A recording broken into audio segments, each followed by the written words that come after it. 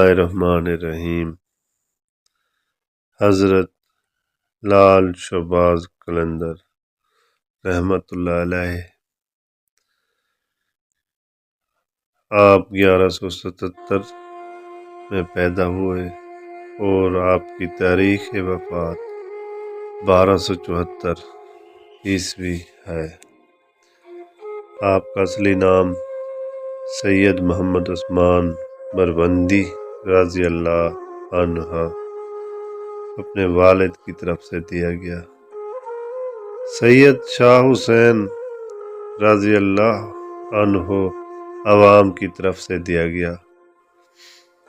لال سرخ شہباز فالکن قلندر حدود سے پاک شجرہ نسب آپ کا حضرت سید شاہ حسین المعروف حضرت لال شہباز قلندر ابن حضرت سید ابراہیم کبیر الدین مجذوب ابن حضرت سید شمس الدین ابن حضرت سید نور شاہ ابن حضرت سید محمد شاہ ابن حضرت سید احمد شاہ ابن حضرت سید ہادی شاہ ابن حضرت سید مہدی شاہ ابن حضرت سید منتظر شاہ ابن حضرت سید غالب شاہ ابن حضرت سید منصور شاہ ابن حضرت سید اسماعیل شاہ ابن حضرت امام جعفر صادق علیہ السلام۔ ابن کا مطلب ہے بیٹا۔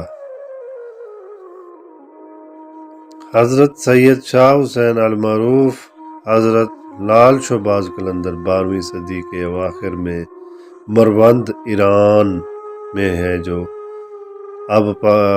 اب جو کہ افغانستان ہے، ایک بزرگ مخدوم سید ابراہیم کبیر الدین مجاب کے ہاں پیدا ہوئے، اور ان کی والدہ ایک اعلیٰ درجے کی شہزادی تھی۔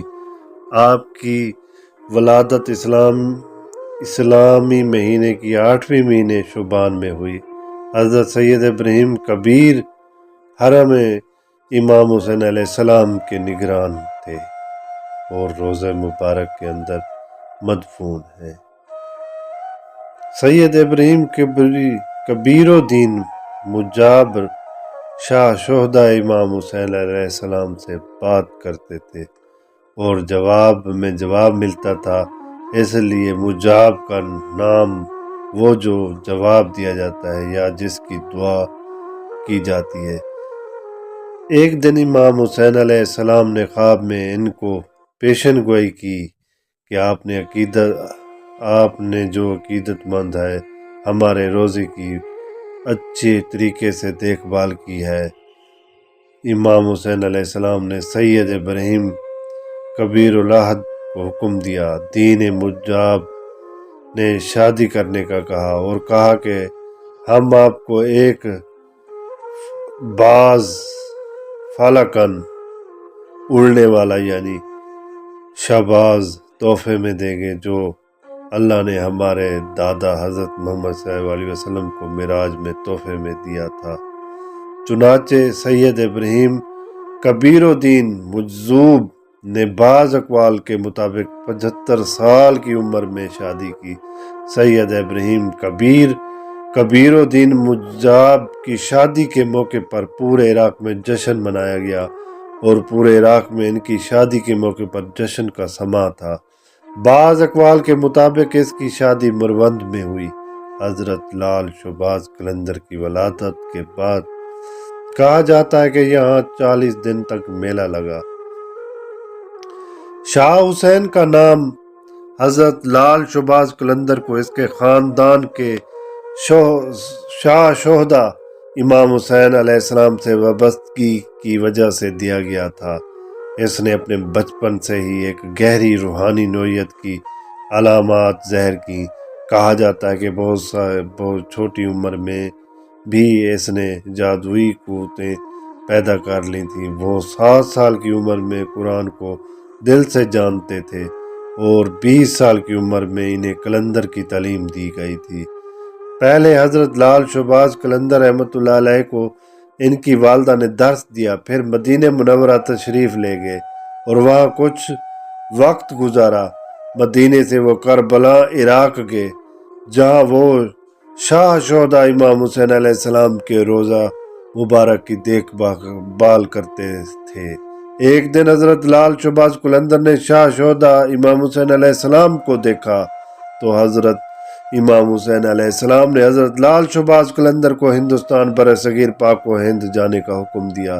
حکم ملنے کے بعد حضرت لال شہباز قلندر برصغیر پاک و ہند روانہ ہوئے۔ وہ مشہد گئے، وہاں کچھ عرصہ قیام کیا، پھر برصغیر پاک و ہند چلے گئے۔ کہا جاتا ہے کہ وہ مکران سے داخل ہوا اور کراچی چلا گئے۔ اس کے بعد سید صدر الدین سکھر سندھ کے مزار پر قیام کیا، وہاں سے اوچھ شریف بہاولپور کے سرگ سید جلال الدین بخاری کے ہاں قیام کیا۔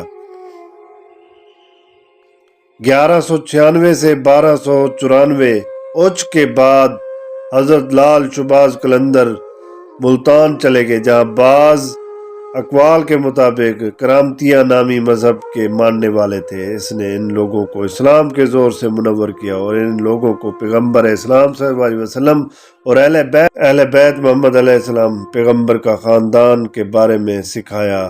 ملتان کے بادشاہ راجہ بھی حضرت لال شہباز قلندر کی تبلیغ سے بہت متاثر ہوئے اور انہوں نے بھی تبدیل کر لیا۔ حضرت لال شہباز قلندر برصغیر کے مختلف شہروں میں تبلیغ کرنے کے بعد اجمیر شریف انڈیا پہنچے، وہاں سے کشمیر، پوٹوہار، راولپنڈی، پشاور، ڈی جی خاں، میاں والی، جھنگ، ڈیرہ غازی خاں، سبی، جیپک آباد اور وہاں سے تشریف لے گئے۔ وہاں دادو کے بعد حضرت لال شہباز قلندر 7 تشریف لائے۔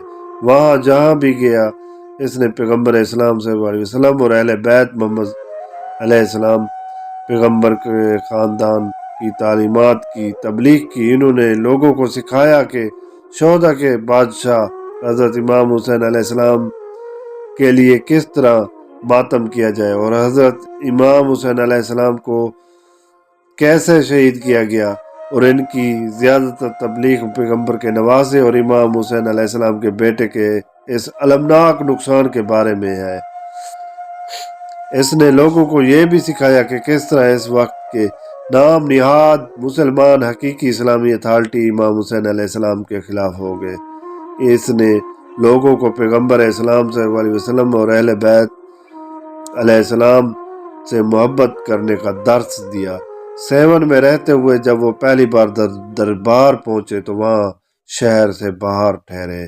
بعض کہاوتوں کے مطابق اسے لال باغ کہتے ہیں جو مشرقی جنوب ہے۔ 7 شہر کے اندر حضرت لال شہباز قلندر کے 2 شاگرد تھے، بودلہ بہار اور سچل سرمست۔ کہا جاتا ہے کہ بودلہ بہار کی داڑھی بہت لمبی تھی، جس سے وہ حضرت لال شہباز قلندر کے مقام کی صفائی کرتے تھے۔ حضرت لال شہباز قلندر کی 7 آمد کے وقت 7 شرارتوں کا مرکز تھا۔ بودلہ بہار اور سچل سرمست کو حضرت لال شہباز قلندر نے شہر کے اندر تبلیغ کے لیے مقرر کیا تھا، اور ان کا فرض تھا کہ وہ ہر کونے میں کھڑے ہو کر علی حق امام علیہ السلام ابن ابی طالب علیہ السلام کہتے تھے۔ ایک دن قلعہ کے بادشاہ نے اپنے سپاہیوں کو حکم دیا، اس شخص بودلہ بہار کو اپنے پاس تشریف لے آئیے جو کہتا ہے علی حق۔ ایک بار بودلہ بہار کو گرفتار کیا تو اسے بادشاہ کے سامنے پیش کیا گیا۔ اس نے بودلہ بہار کو علی حق کہہ کر رکنے کو کہا۔ بودلہ بہار نے جواب دیا، علی حق اور میں نہیں رکوں گا۔ بادشاہ غصے میں آ گیا اور اپنے سپاہیوں سے کہا، بودلہ بہار کو مار کر اس کے گوشت کے قیمہ بنائے اور پھر اسے تقسیم کر کے پھینک دیں۔ کچھ کہاوتوں کے مطابق سپاہیوں نے گوشت کھایا۔ ایک کہاوت ہے کہ جب حضرت لال شہباز قلندر رحمۃ اللہ علیہ بودلہ بہار کہتے تھے تو جواب دیتے تھے، آیا سرکار، میں آ رہا ہوں میرے سرکار۔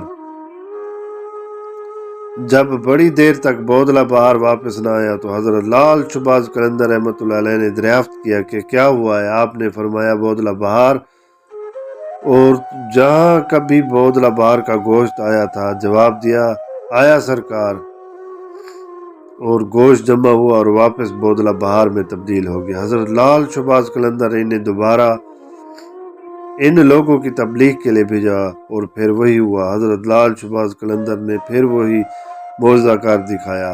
تیسری بار کے بعد قلندر نے کہا کہ یہ قلعہ کے لوگ اور اس کا بادشاہ نہیں سنیں گے اور معصوموں کی زندگیوں اور آزادی کو تباہ کرتے رہیں گے۔ چنانچہ تیسری بار اس نے اپنے مظاہر